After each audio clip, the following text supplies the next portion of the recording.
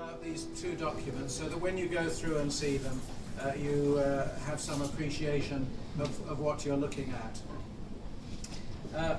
The first thing, though, that I'll say, because people always ask these questions, what are the documents written on? And I can tell you that they're not written on paper, because paper didn't exist in Europe at this time. They're written on sheepskin. We'd call it parchment.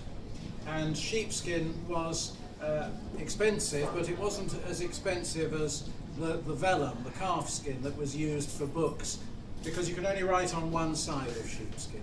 So these documents are written on sheepskin. Because it was an expensive material, they worked out just how much space they would need and cut the piece to that size. The writing is very, very small, as you will see. It's what we call a documentary hand. It's a style of handwriting that was used for writing official documents. So it's not what ordinary people would expect to read at that time, but it's what was used for official records and documents. And the documents are both written in Latin.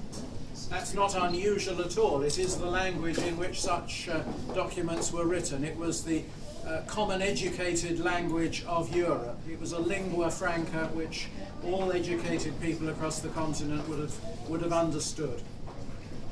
So this small document, when people go over and look at the case, they race towards it and everyone looks at the big Magna Carta and practically no one bothers with the small thing at the side. And yet this is a remarkable document, and I really would want you to treasure that, because it is a unique document, the only one that survives in all the world, of a note that was sent from Runnymede the day after King John had sealed Magna Carta.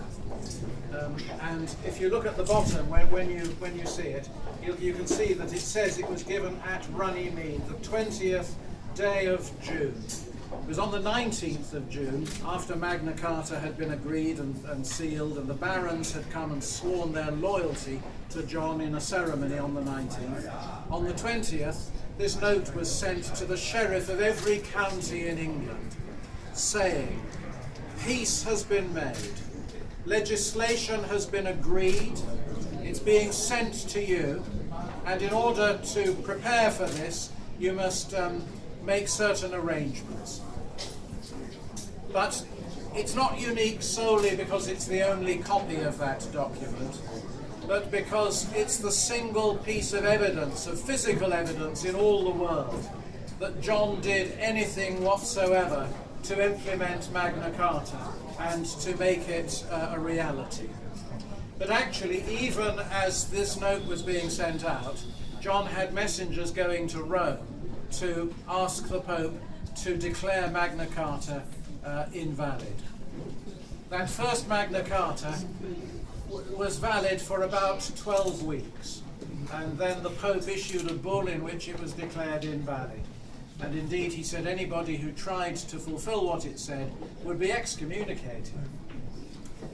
Why was John opposed to Magna Carta?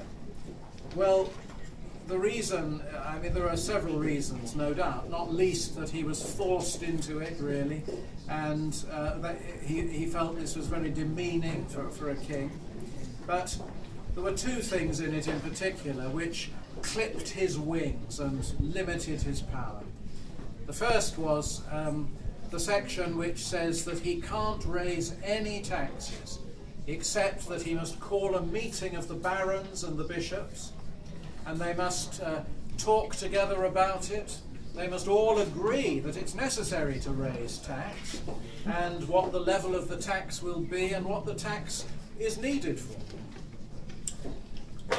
It says that there has to be 40 days notice given of the meeting, that he has to say where the meeting will be and what the business is to be discussed.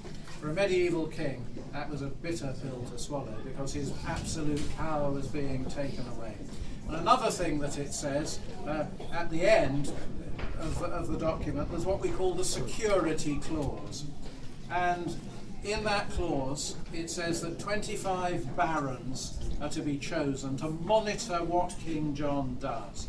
And if he breaks any of the provisions of Magna Carta, they have the duty to step in and prevent him doing that.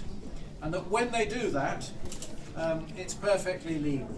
They can't be accused of treason, which was a terrific limitation of his power. So Magna Carta, that first Magna Carta, really, for the first time, limited the power of an absolute monarch. That's why John hated it. There were other things in it which addressed various abuses of his. So, for instance, he'd been auctioning widows off to the highest bidder, rich widows to the highest bidder. And this says, if you're a widow and you don't want to get married again, you don't have to get married again. and if you do want to be married off again by the king, he can't marry you to someone much lower in social status.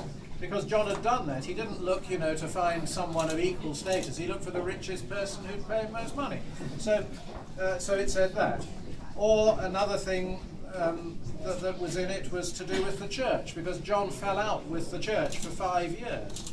And that was a big open difficulty in England, because all church worship was stopped in England for 5 years, while the Pope tried to put pressure on John for John to accept his candidate as Archbishop of Canterbury.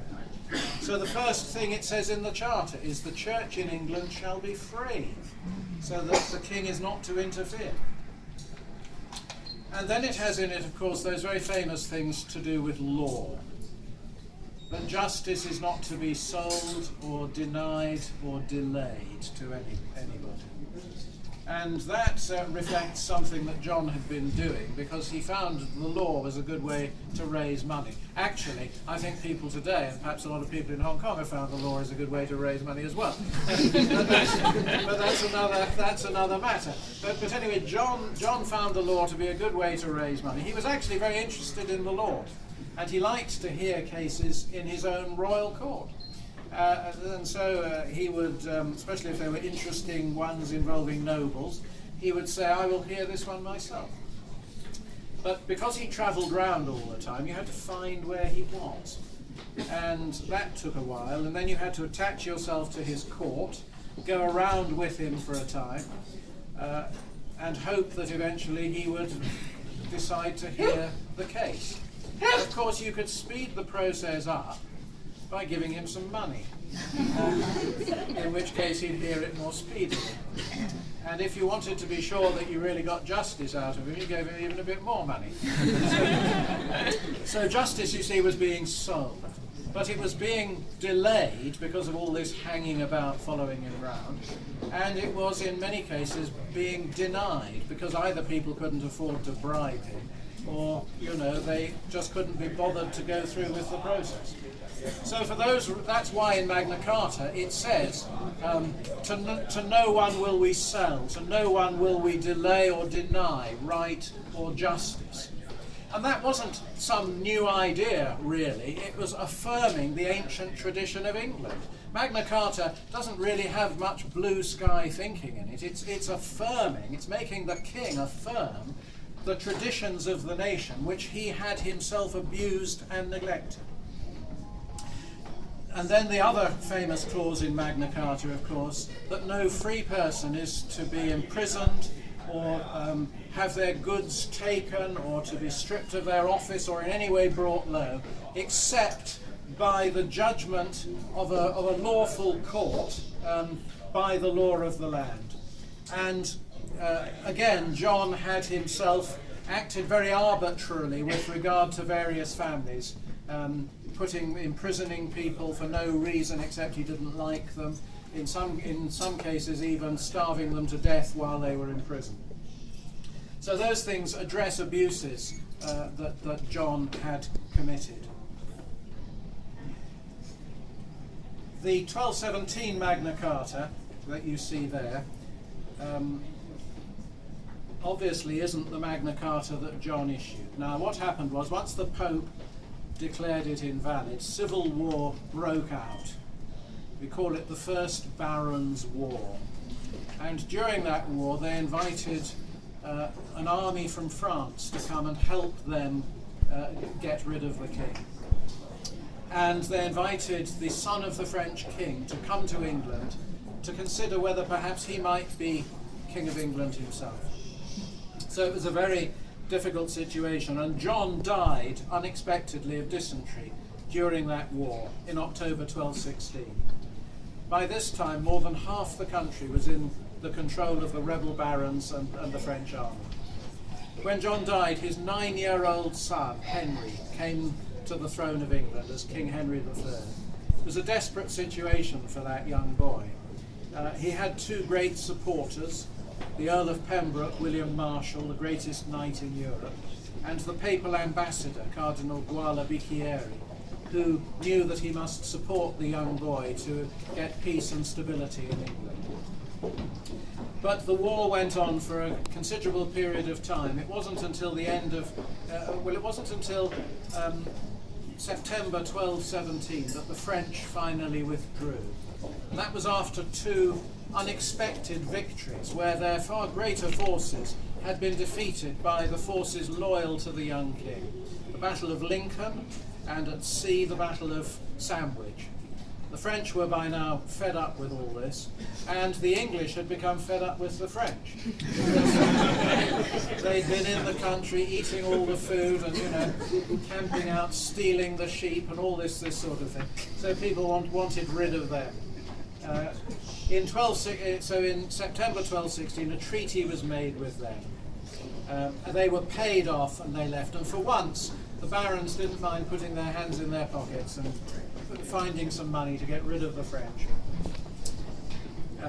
And then, together with the king and his representatives, they negotiated a new kind of basis for the country. And in November 1217, under the Treaty of Lambeth, this Magna Carta was issued. It's shorter because it doesn't have to have in it some of the things that were in King John's Magna Carta. It doesn't have to name hostages to be released or people to be dismissed from office who'd been John's unpopular favourites. All the time-limited stuff in the first Magna Carta went. They didn't put in the clause about having to have a meeting so that taxation would be agreed by common council of our kingdom. And they didn't have the clause about 25 barons watching what the king did. Why didn't they have those things? Because the king was a boy and the barons were running the country anyway. So they didn't need to say that. They also extracted from it the clauses to do with royal forest. Did I mention that already? I've given this talk so many times I can't remember what I've said. Not this time. No, not this time. No, royal forest. A large part of England was royal hunting ground. It was called forest. It didn't mean it was all stiff with trees. It just meant that it was royal hunting ground. And the normal law of England was suspended in that land. It was very hard for the people who lived in forest areas. They couldn't hunt to provide for themselves and their families, for instance, because all the game belonged to the king, and you were put to death if you were caught having stolen something. It's the background to all the stories of Robin Hood, of course. There he was with his merry men in the Sherwood Forest, fighting against abuse. That's what that's all about. So the clauses to do with forest, to make life fairer there, which had been in the 1215 Magna Carta, were put into a separate, smaller charter. So, under that treaty in November 1217, two documents appeared simultaneously, the Charter of Liberties and the Charter of the Forest. And one was big, and the other was much smaller. So you had the big charter, the Magna Carta, and you had the Charter of the Forest. And that's why it's called Magna Carta.